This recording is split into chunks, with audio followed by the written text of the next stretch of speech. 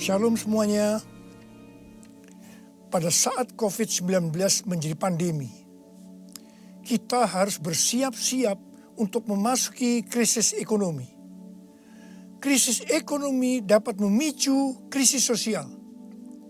Sekarang kita mulai memasuki krisis ekonomi secara global, termasuk di Indonesia. Kita harus banyak berdoa agar krisis ini tidak berlarut-larut, sehingga menimbulkan krisis sosial. Pada tanggal 17 April 2020, SMRC, yaitu Saiful Mujani Research and Consulting, merilis survei yang dia dapatkan. Survei menunjukkan bahwa 67% rakyat Indonesia mengatakan kondisi ekonominya semakin memburuk sejak pandemi COVID-19. Sebanyak 24% mengatakan kondisi ekonominya tidak mengalami perubahan. Dan hanya 5% mengatakan kondisi ekonominya lebih baik. Mayoritas masyarakat Indonesia, yaitu sekitar 77%, menganggap COVID-19 mengancam pemasukan atau penghasilan mereka. Survei juga menyebutkan bahwa sekitar 25% warga atau 50 juta warga dewasa sudah tidak bisa memenuhi kebutuhan pokok tanpa pinjaman. 15% warga mengatakan bahwa tabungan mereka hanya cukup untuk beberapa minggu. Sedang 15% lainnya warga mengatakan bahwa tabungan yang dimiliki hanya cukup untuk 1 minggu. Melalui hasil survei ini, kita bisa melihat bahwa kondisi ekonomi rakyat Indonesia dalam keadaan tidak baik. Sekali lagi kita harus banyak berdoa tentang hal ini. Dalam doa ini kita harus berkata, pertolongan kita adalah dalam nama Tuhan yang menjadikan langit dan bumi. Dalam nama Tuhan Yesus Kristus. Yesuslah kuatku, Yesus penolongku, kepadamu ku berseru.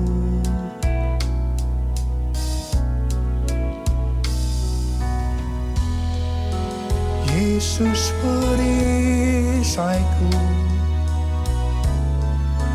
ku serahkan hidupku. Yesuslah segalanya bagiku. Yesuslah segalanya bagiku.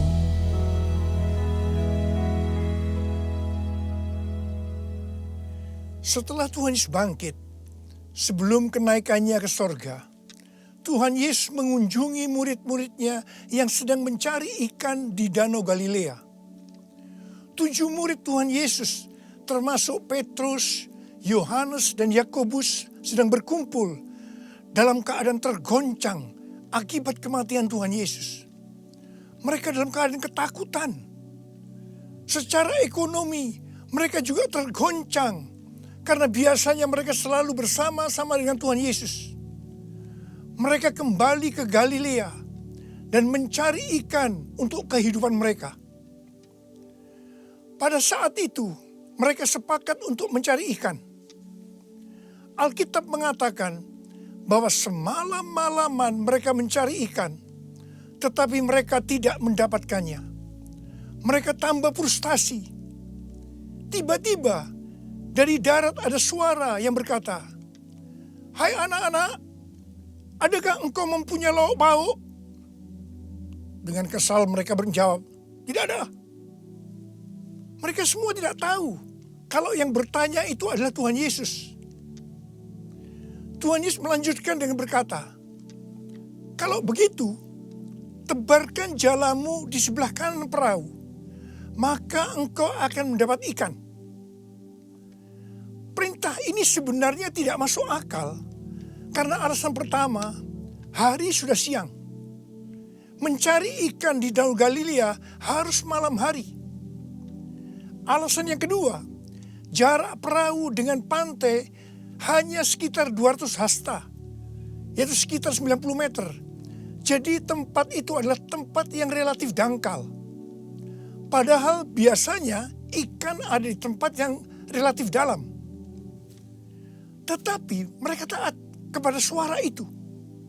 Meskipun mereka tidak tahu bahwa itu adalah suara Tuhan Yesus. Setelah mereka melemparkan jala di sebelah kanan perahu, apa yang terjadi? Mereka mendapatkan 153 ekor ikan besar-besar. Baru setelah itu mereka sadar bahwa yang menyuruh mereka adalah Tuhan Yesus. Pertanyaannya, mengapa mereka tetap taat meskipun mereka tidak tahu bahwa itu Tuhan Yesus? Jawabannya adalah karena mereka hidupnya intim dengan Tuhan Yesus. Pada masa kesesakan, biasanya tidak gampang untuk mendengarkan suara Tuhan. Tetapi orang yang hidupnya intim dengan Tuhan, mereka tetap bisa membedakan bahwa ini suara Tuhan, meskipun samar-samar.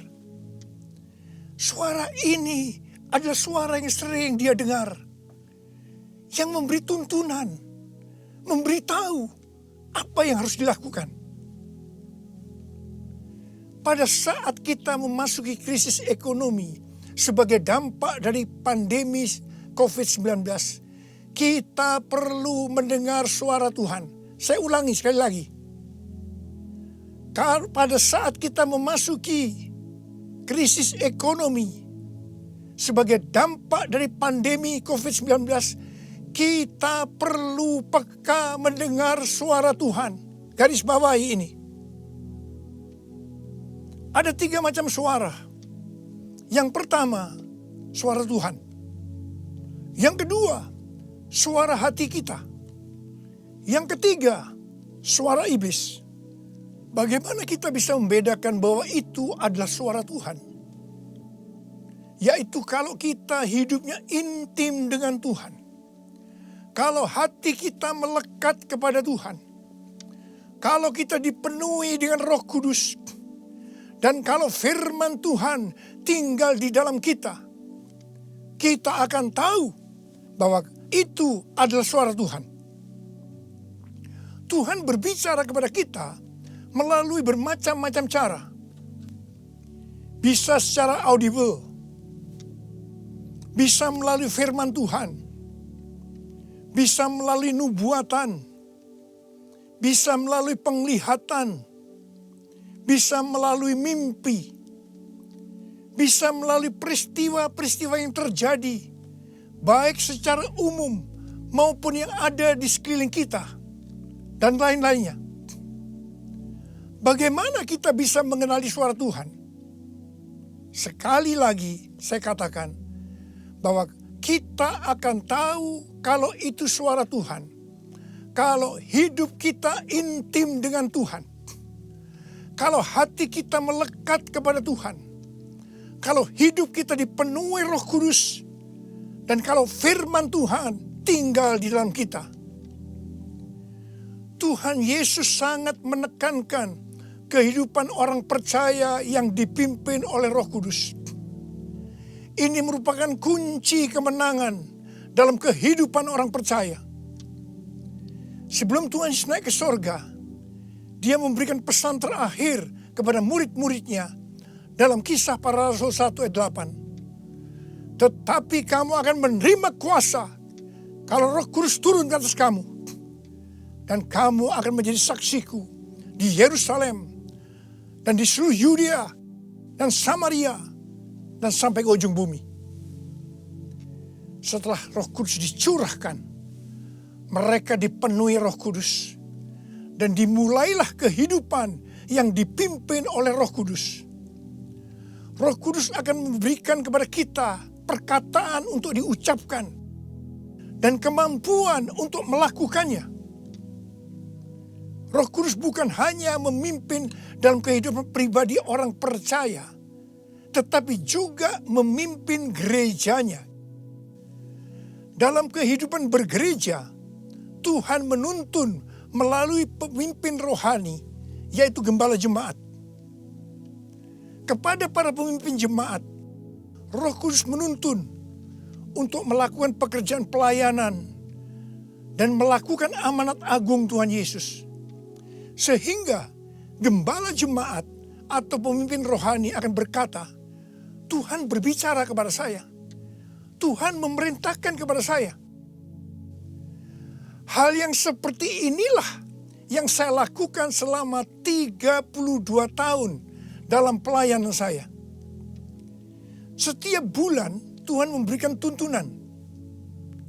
Dan kebanyakan tuntunan yang Tuhan berikan kepada saya, pada mulanya saya tidak mengerti. Tetapi saya percaya. Karena saya percaya, saya perkatakan tuntunan itu. Saya melakukan seperti apa yang Rasul Paulus lakukan. Karena aku percaya, maka aku berkata-kata. Kebanyakan juga tuntunan Tuhan sepertinya tidak masuk akal. Tidak bisa dimengerti. Seperti perintah Tuhan Yesus kepada murid-muridnya untuk mendapatkan ikan tadi. Tetapi yang saya lakukan, meskipun tidak masuk akal, meskipun tidak mengerti, saya tetap melakukannya. Begitu saya melakukannya, pengertian itu dibuka.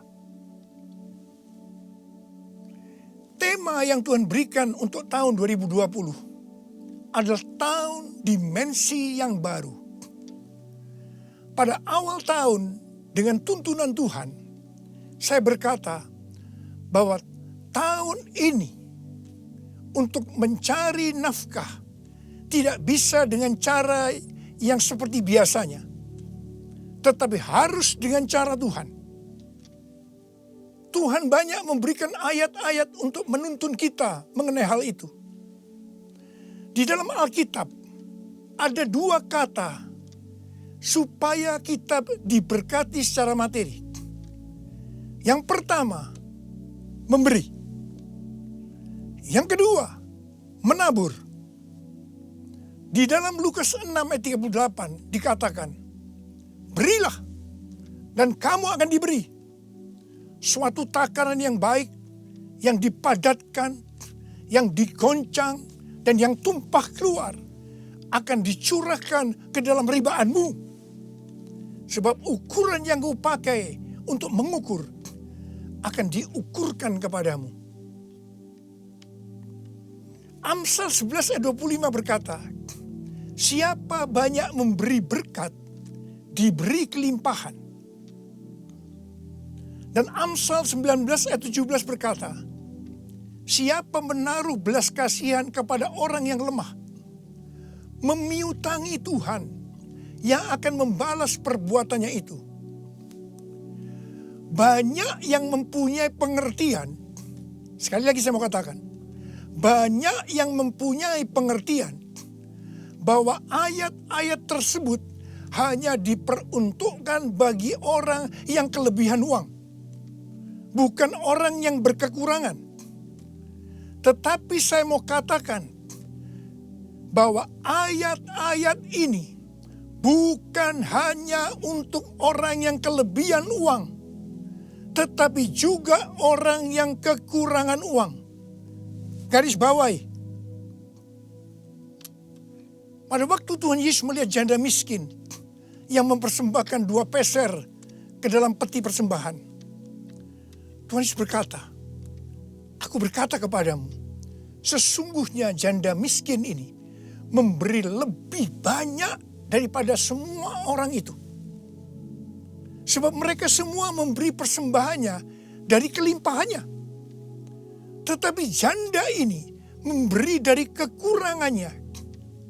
Bahkan ia memberi seluruh nafkahnya. Saya percaya bahwa Tuhan Yesus akan memberkati janda miskin ini berlimpah, limpah, limpah. Amin. Pada waktu Tuhan menyuruh Elia datang kepada janda Sarfat untuk menghidupi Elia pada masa kekeringan, janda Sarfat ini hanya memiliki tepung dan minyak untuk membuat roti yang terakhir baginya dan anaknya. Tetapi justru Elia berkata, dan saya percaya ini dari Tuhan, bahwa jika janda Sarfat itu memberikan sebagian roti itu kepadanya, maka minyak dan tepung tidak akan berkurang sampai berakhirnya masa kekeringan. Saya percaya itu tidak mudah bagi janda Sarfat untuk melakukannya.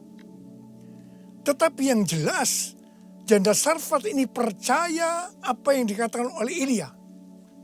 Dan ketika dia bertindak, terjadilah seperti yang dikatakan oleh Elia, bahwa tepung dan minyak tidak berkurang sampai masa kekeringan itu selesai. Hal yang seperti inilah yang pernah saya alami. Saya menjadi seorang hamba Tuhan karena saya dipaksa oleh Tuhan. Karena saya berkali-kali mendapatkan panggilan itu, tetapi saya menolaknya. Supaya saya mau menjadi hamba Tuhan sepenuh waktu, Tuhan membuat saya menjadi bangkrut dan ditambah hutang. Saya juga pernah mengalami kondisi di mana saya bingung, besok mau makan apa ya? Mungkin hal seperti ini yang sedang banyak dialami oleh orang-orang dalam krisis ekonomi saat ini. Saya ingat pada waktu saya diizinkan Tuhan mulai bisa menabung. Pada suatu hari Pak Rahim, seorang pendoa syafaat yang sekarang sudah bersama Bapa di sorga, datang ke rumah saya. Ketika saya berbincang-bincang dengan Pak Rahim, istri saya, Ibu Hermin, memanggil saya untuk masuk menemuinya. Saya masuk. Dan dengan gemetar, Ibu Hermin berkata bahwa dia mendapatkan penglihatan. Ini untuk pertama kali dalam hidupnya. Apa yang dia lihat? Dia melihat sebuah angka di pintu lemari sebesar 30.000. Dan Tuhan berkata kepada Ibu Hermin bahwa dia disuruh untuk memberikan uang sebesar 30.000 kepada Pak Rahim.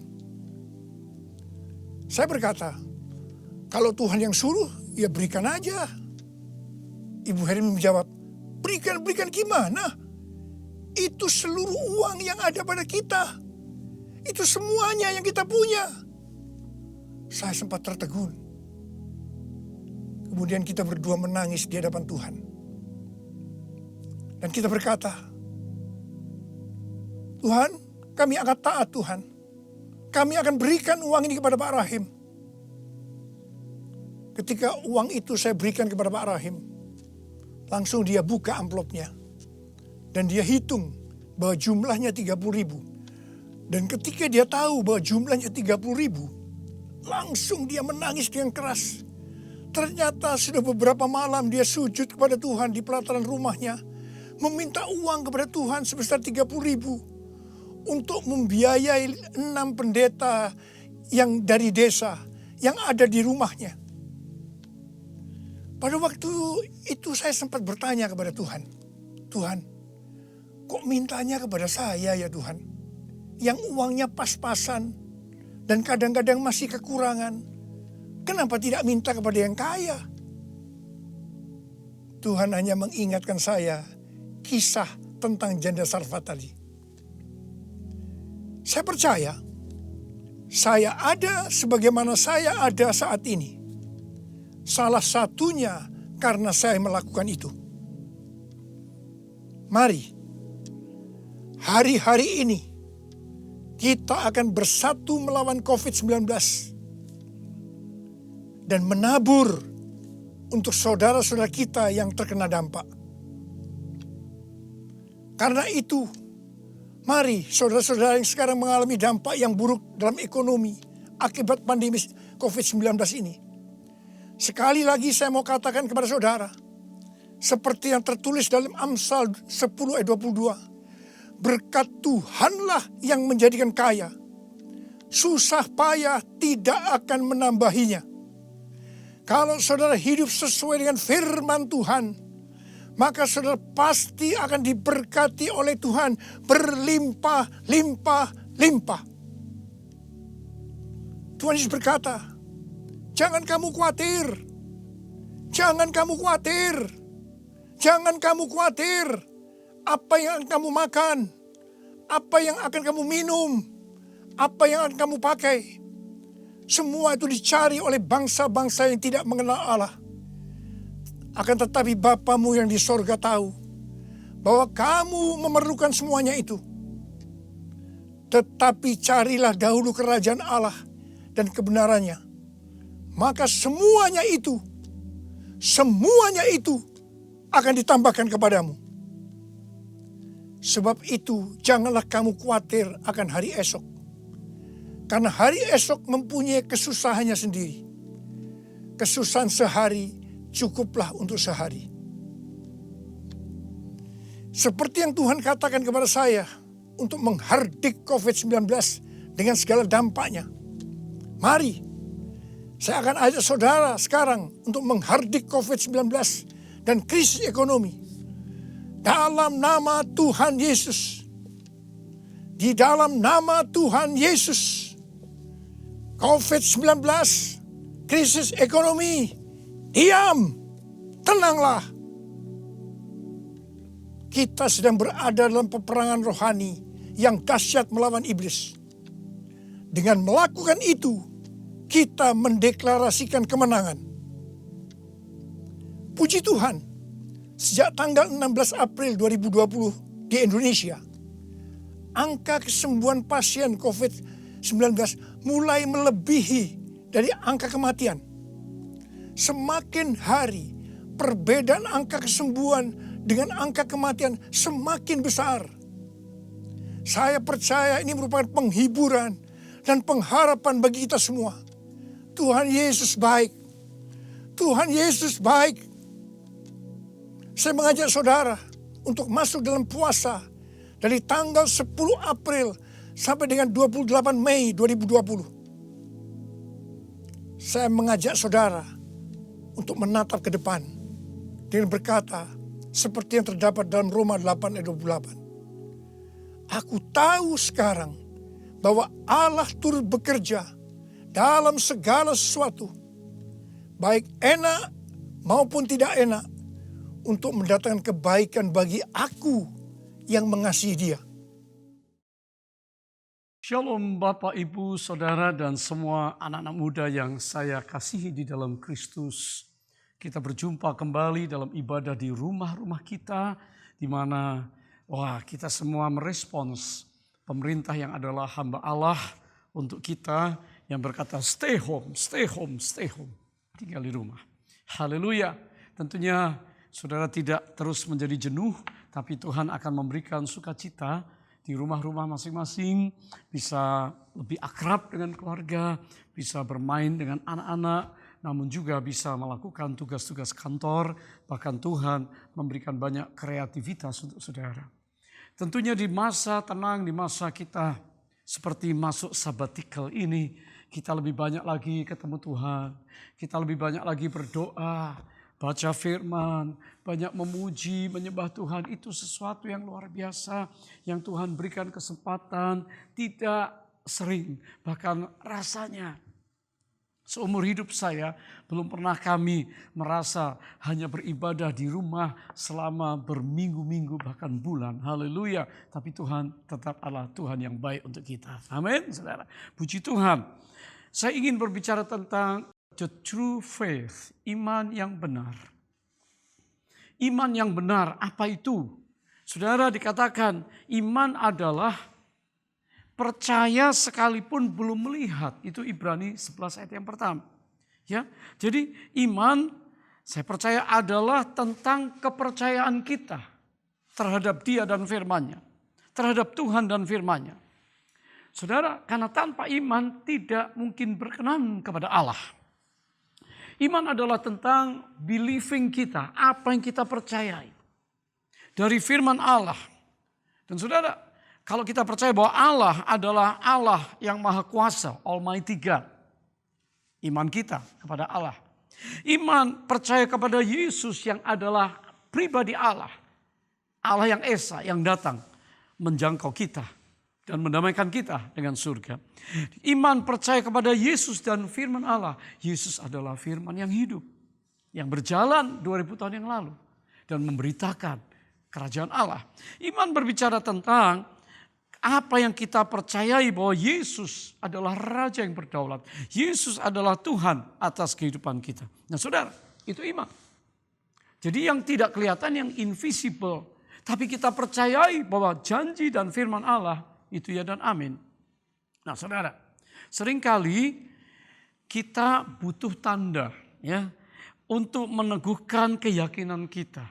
Cincin ini dari istri saya untuk saya. Sebagai tanda bahwa dia mencintai saya. Cincin nikah ini.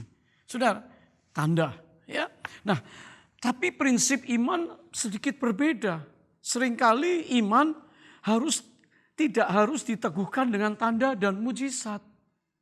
Yang saya ucapkan tadi, kalau iman kita kepada Tuhan, penyelamat, juru selamat, penebus kita, apapun terjadi, kita tetap beriman sampai hari akhir kita. Itu iman. Haleluya. Saudara, iman yang benar ini harus menunjukkan sesuatu yang ilahi yang Allah siapkan untuk kita. Dimensi supranatural.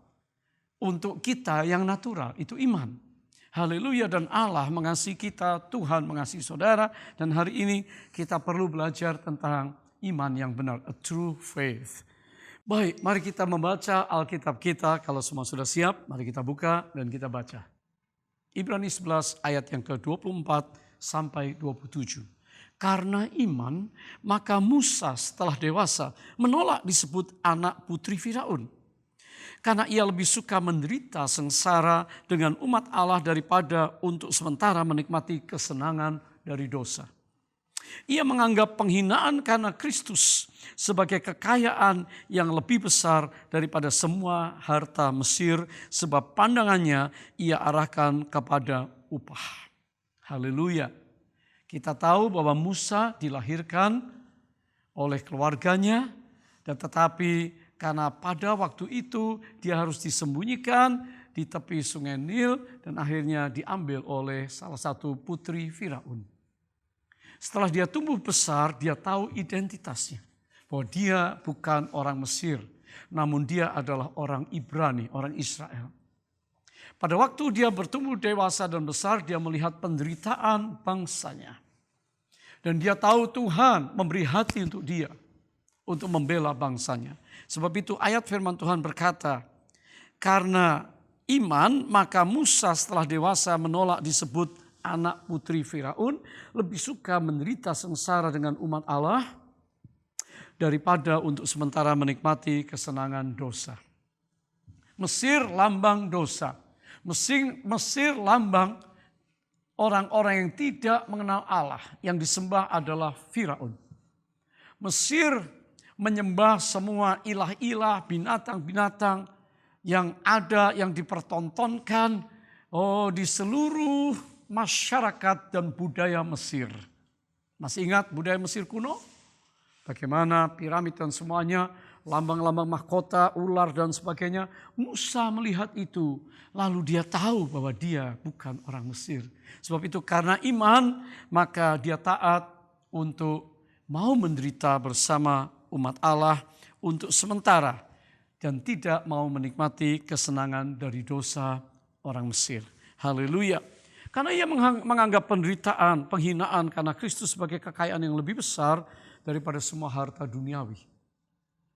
Haleluya, saudara yang diberkati oleh Tuhan.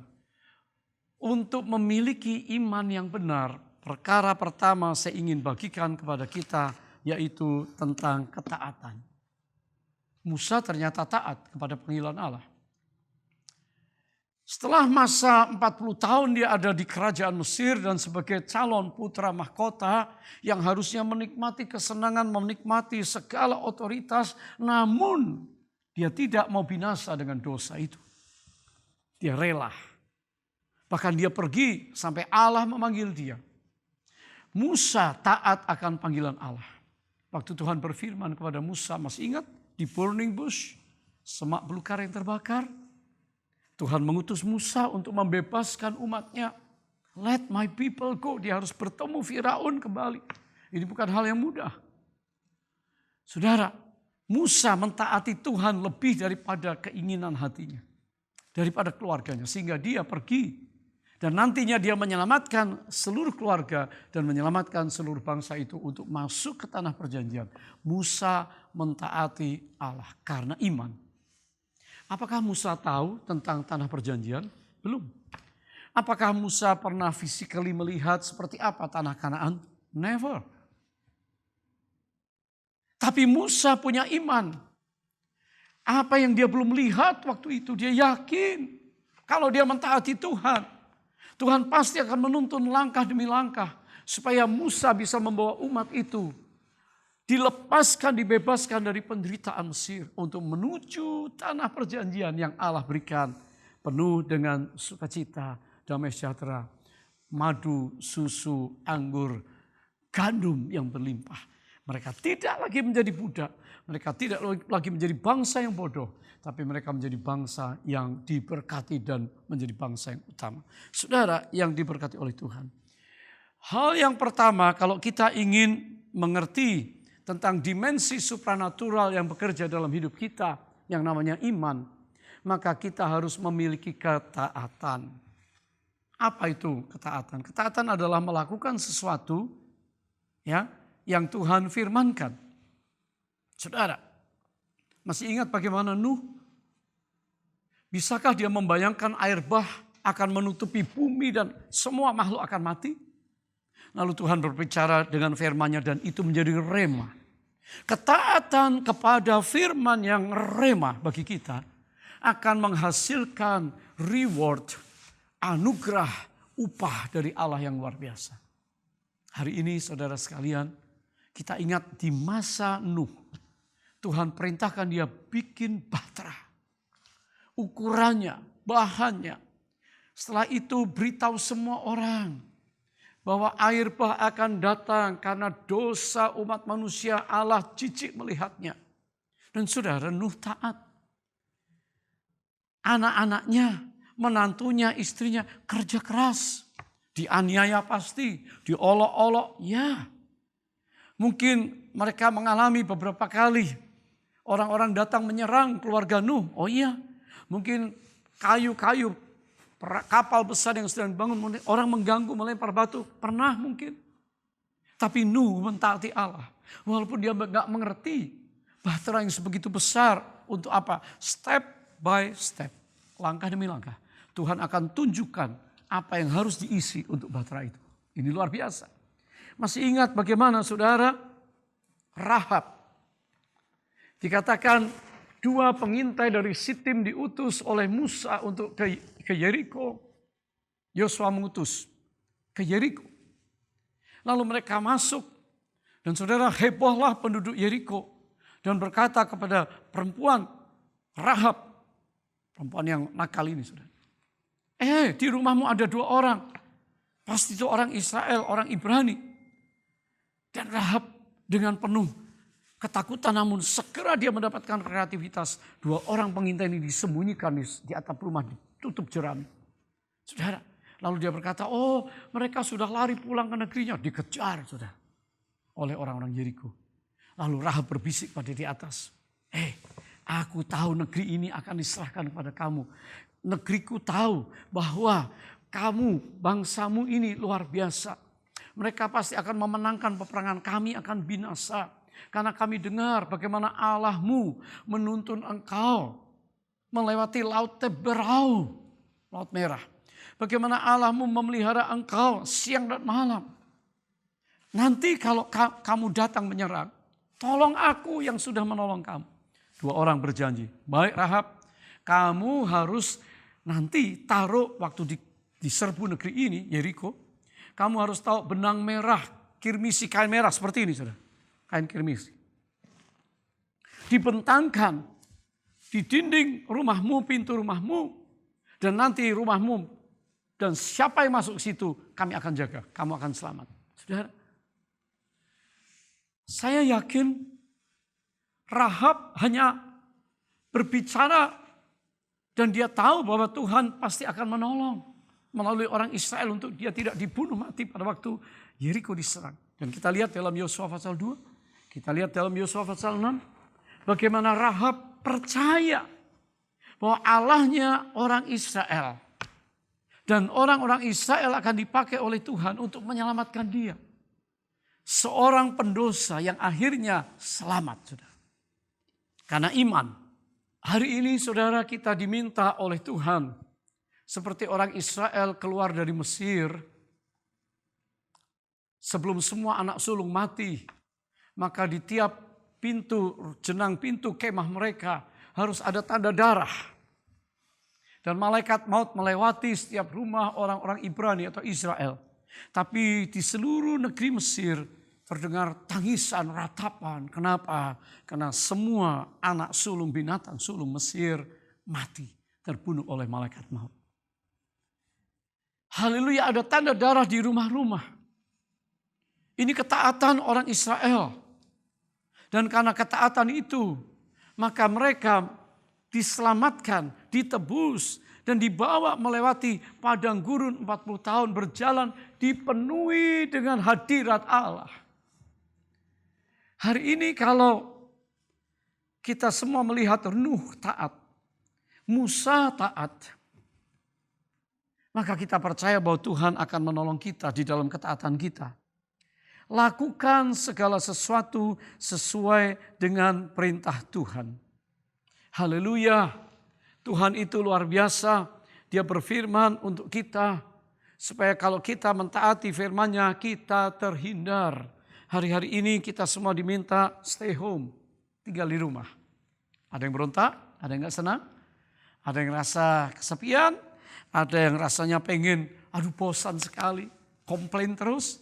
Saya beritahu saudara, kepala rumah tangga, even you are single parents atau seorang ayah, mari sekeluarga seperti zaman Musa. Beritahu keluarga kita ini sedang dilindungi oleh Tuhan. Dan Tuhan pasti menolong kita. Karena firman-Nya itu pasti untuk kita.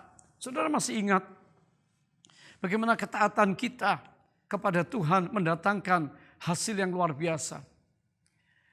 Pada waktu Musa memerintahkan orang Israel untuk masuk ke kemah-kemah mereka dan mengenakan tanda darah, maka semua selamat.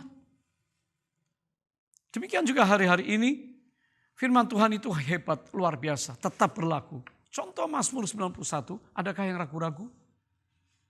Dikatakan dalam lindungan Tuhan, orang yang duduk dalam lindungan yang maha tinggi dan bermalam dalam naungan yang maha kuasa akan berkata kepada Tuhan tempat perlindunganku. Gitu saudara, amin. Dikatakan kamu tidak usah takut terhadap malapetaka yang datang. Terhadap amukan penyakit yang menular waktu petang. Terhadap panah di siang hari.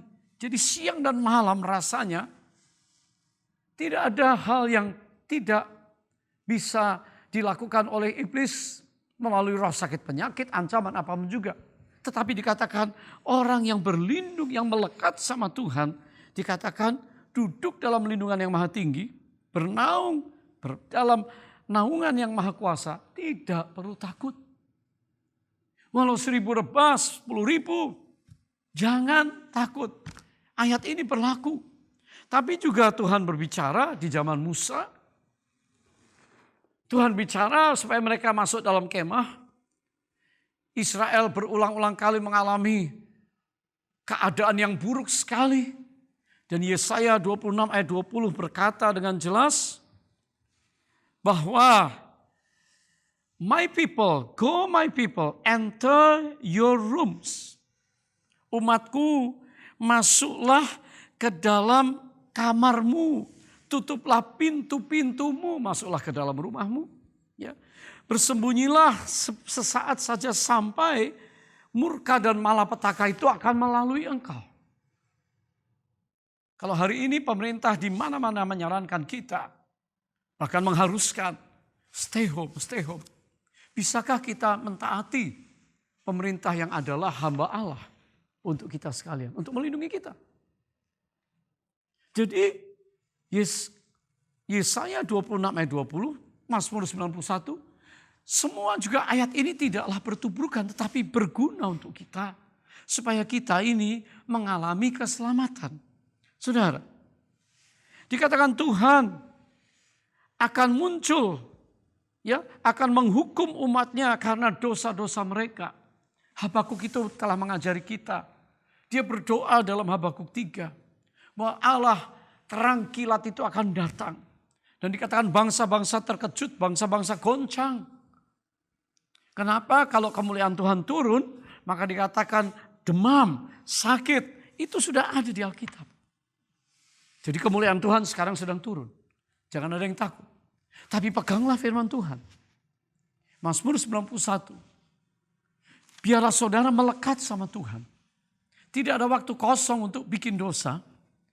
Hari-hari ini semua tempat-tempat dosa ditutup. Yang mau game, mau judi gak bisa lagi. Orang yang mau tempat-tempat yang remang, yang gelap-gelap gak ada lagi. Orang yang ingin melakukan hal-hal yang jahat, semua di rumah. Gak bisa. Orang yang mau lakukan dosanya lewat kiri kanan gak bisa. Saudara.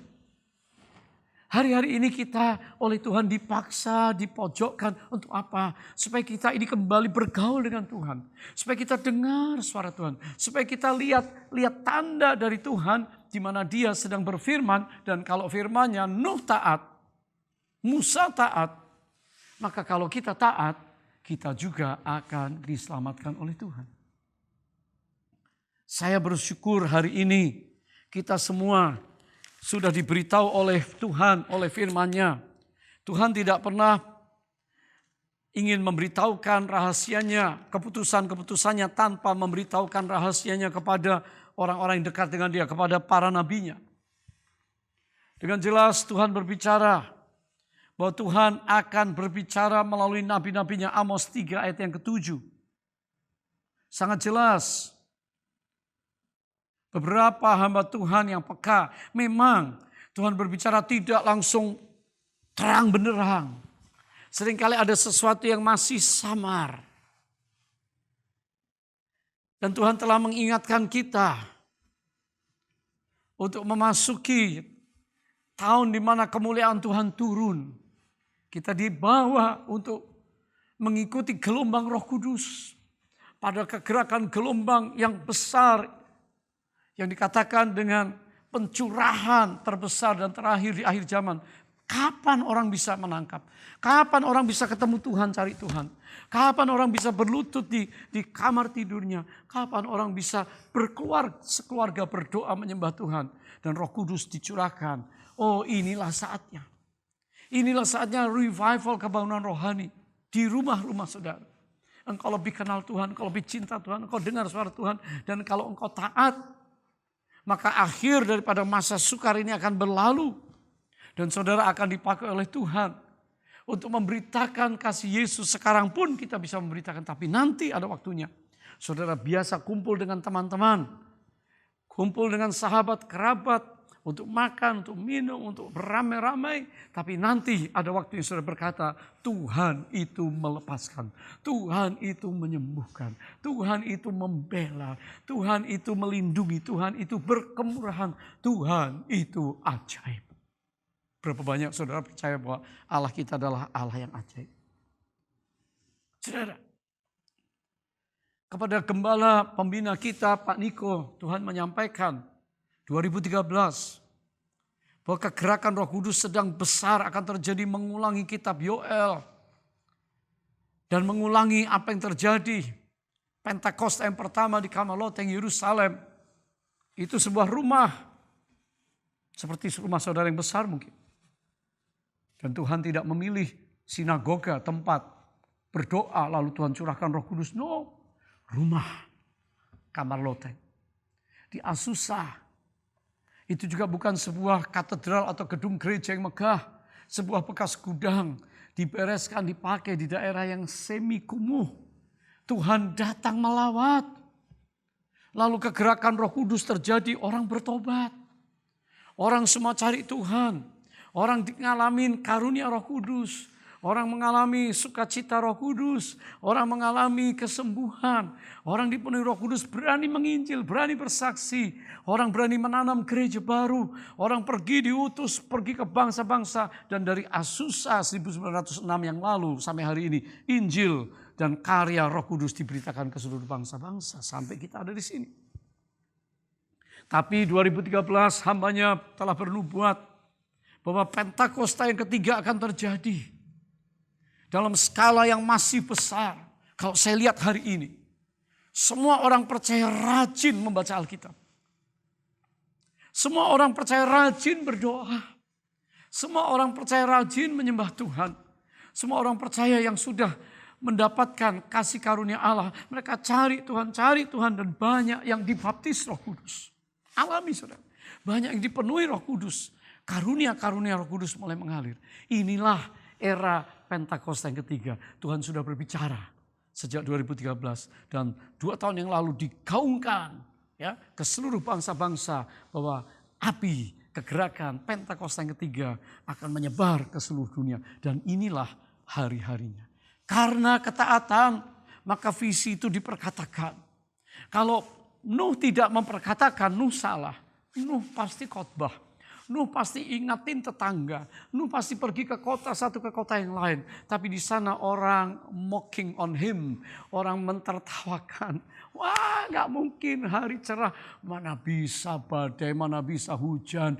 Mana bisa bumi terletak lalu keluar sumber-sumber air. Dan terjadi yang disebut dengan laut api, laut air yang menutupi seluruh negeri dan semua manusia mati kecuali Nuh. Keluarganya, bahteranya selamat. Haleluya. Saudara, kalau Musa tidak mentaati Tuhan yang memerintahkan dia untuk membawa umatnya pergi, maka mereka tetap tinggal menjadi bangsa yang terbelakang, bangsa yang terjajah, bangsa yang miskin, bangsa yang bodoh, yang sakit-sakitan, yang bongkok karena kerja keras. Dan tidak punya masa depan. Tapi syukur kepada Tuhan. Alkitab menuliskan pahlawan-pahlawan iman. Salah satunya adalah Musa. Dia berani melangkah. Dan dia taati firman Allah. Walaupun pada awalnya dia tidak mengerti. Dia tidak pernah membayangkan. Bagaimana 3 juta lebih bangsa pilihan Tuhan itu berjalan bersama-sama. Tiap hari. Dituntun oleh tiang awan dan tiang api. Bagaimana tiap hari mereka dipelihara Allah dengan cara ajaib selama 40 tahun. Bagaimana Allah bisa mendemonstrasikan yang supranatural. Siapa pabrik roti, siapa yang bisa membuat restoran-restoran yang bisa mensupply 3 juta orang tiap hari. Siapakah yang bisa memberikan air yang segar tanpa terkontaminasi selama 40 tahun. Siapakah yang bisa melindungi mereka dari serangan musuh? Siapakah yang bisa membuat pabrik untuk mereka pakai pakaian dan tidak ada satupun yang rusak, sepatu bahkan. Oh, itu hanya adalah Allah yang maha mampu. Allah penyembuh, Jehovah Rafa. Allah penyedia bagi mereka, Jehovah Jireh. Allah damai sejahtera, Jehovah Shalom. Allah yang melindungi mereka, Jehovah Nisi bagi mereka. Itulah sebabnya Alkitab menuliskan tentang iman daripada Musa.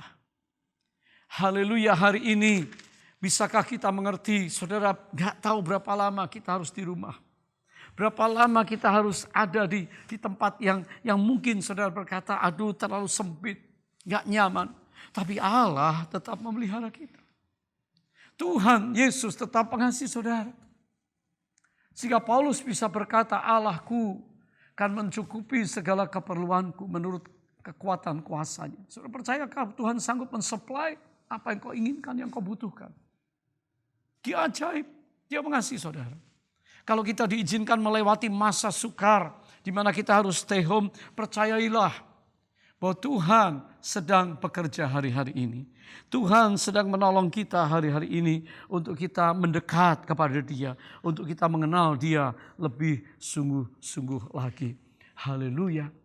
Musa taat di tanah Goshen. Kalau Tuhan berbicara stay, tinggal.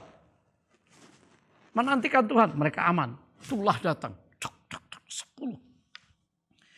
Musa juga taat waktu Tuhan berkata, sekarang, now, keluar. Panggil bangsa itu keluar. Wah, semua menyiapkan diri. Wah, saudara. Dan Tuhan memberkati mereka. Harta bangsa-bangsa mengalir. Hari ini adakah di antara saudara berkata, ekonomi saya akan mengalami keterpurukan. Masa depan saya sepertinya gak jelas.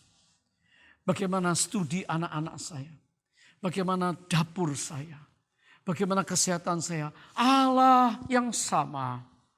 Yesus Kristus tidak berubah dulu, kemarin, hari ini, dan selamanya. Ibrani 13 ayat 8. Dan Yesus sanggup memelihara saudara dengan ajaib. Kalau dia bisa memelihara 3 juta umat Israel. Setiap hari dengan cara mujizat ajaib. Tidak percayakah saudara bahwa Allah yang sama sanggup memelihara kita hari ini? Apa yang sulit bagi Allah? Tidak ada yang mustahil bagi Dia. Haleluya. Hari ini saya berdoa supaya kita tidak takut. Mungkin saudara berkata, mustahil ekonomiku dapat bangkit.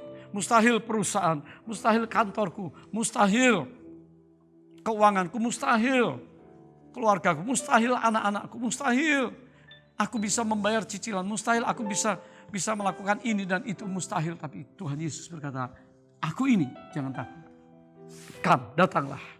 Dan waktu kita datang, maka kita mendapatkan pertolongan Tuhan.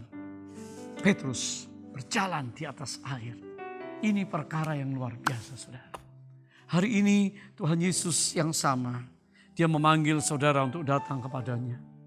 Tuhan Yesus memanggil kita, datanglah. Saya mengajak saudara datang kepada Tuhan dalam minggu ini. Mulai hari Minggu ini mendengar firman. Tiap hari datanglah pada Tuhan. Saudara akan melihat kehadiran Kristus semakin real. Semakin jelas. Dan engkau akan dikuatkan hatimu. Imanmu semakin kokoh. Milikilah iman yang benar. Apapun yang sedang terjadi, datanglah kepada Dia. Maka Dia akan menolong saudara. Amin. Mari kita datang. Karena Dia pasti menolong kita. Dia pasti mengulurkan tangan. Waktu Petrus bimbang hatinya, dia melihat ke kiri ke kanan, apa yang terjadi? Dia pun tenggelam.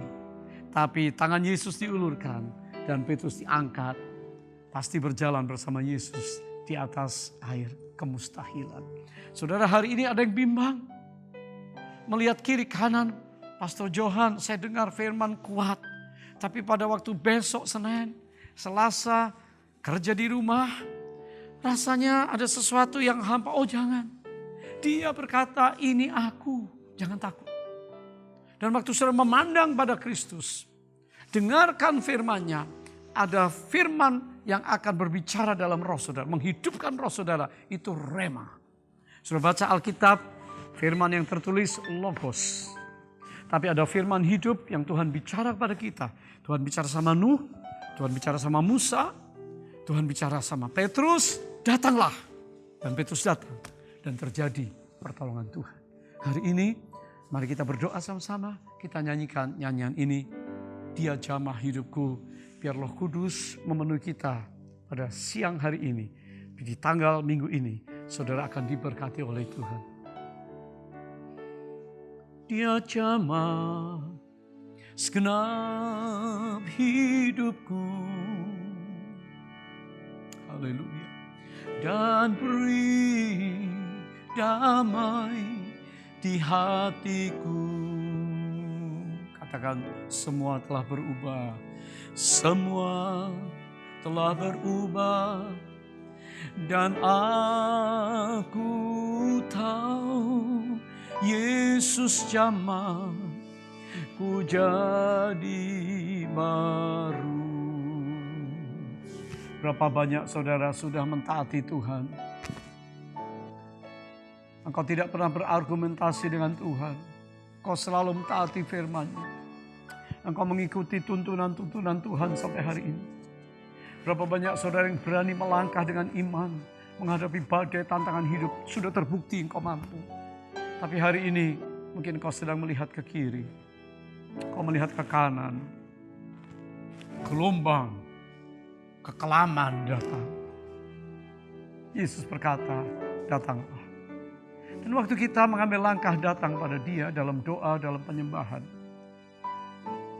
Kalau kita pun seakan-akan tenggelam, Dia mengulurkan tangan dan mengangkat saudara.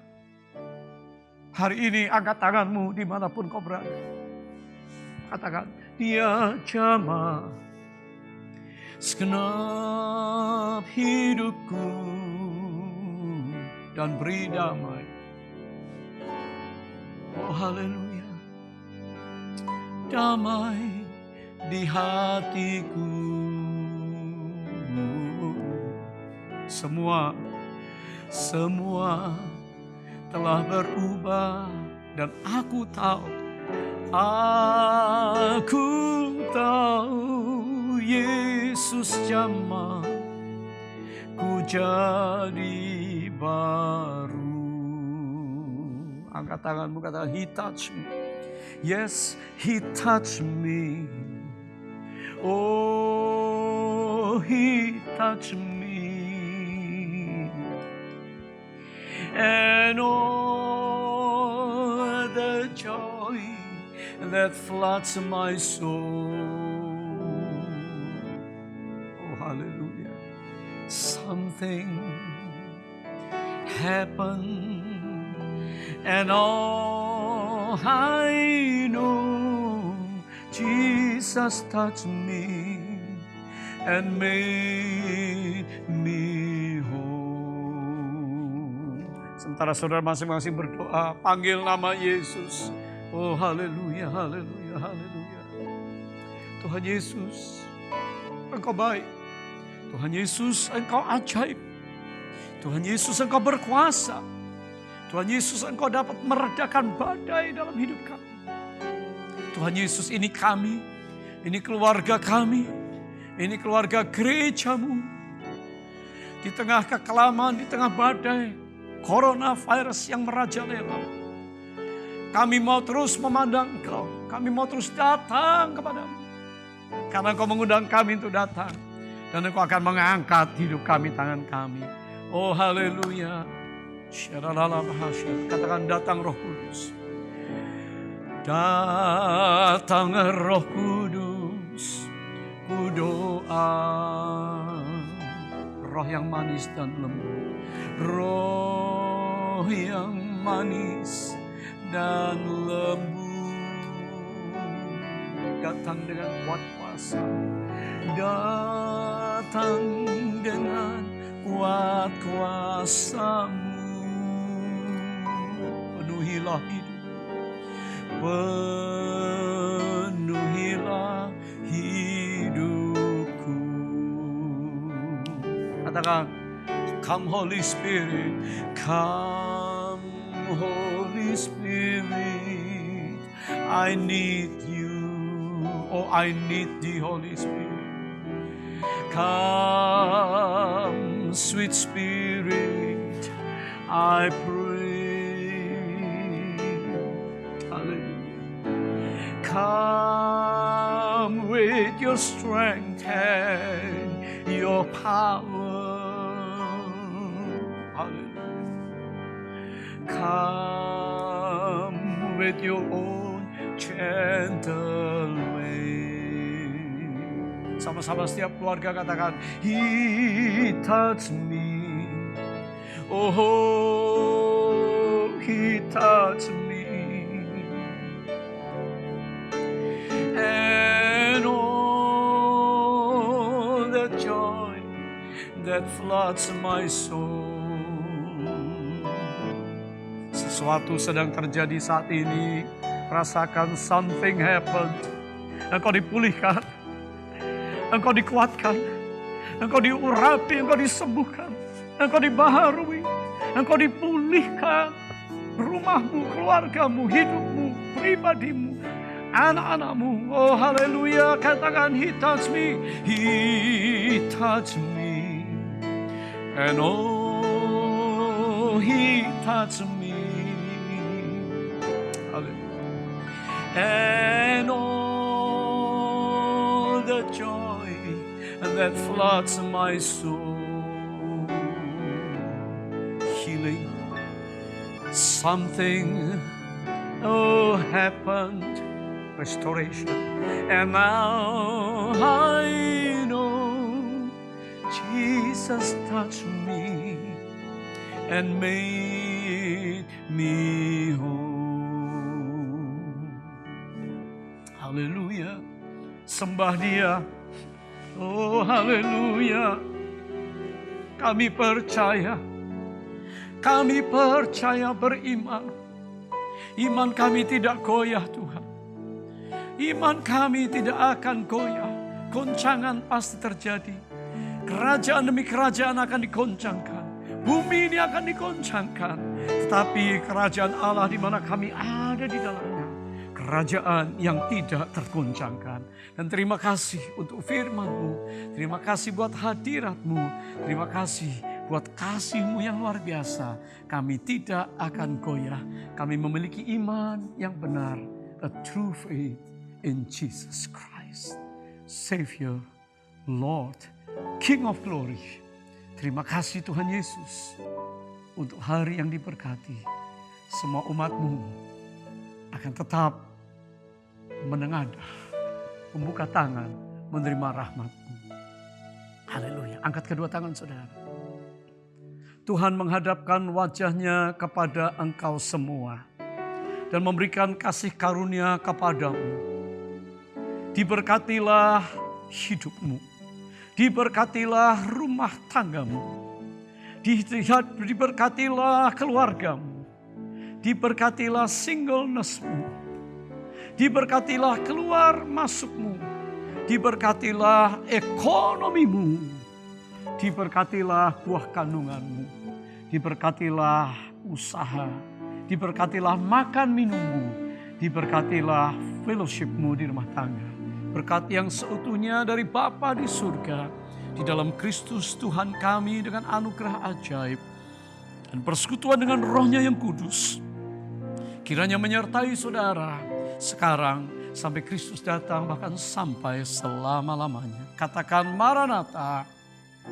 Datanglah ya Tuhan Yesus. Kami merindukanmu.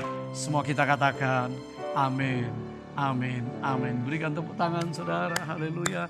Peluk keluarga saudara, katakan I love you as Jesus love you and loves me too. Haleluya, sampai jumpa di minggu yang akan datang. God bless you.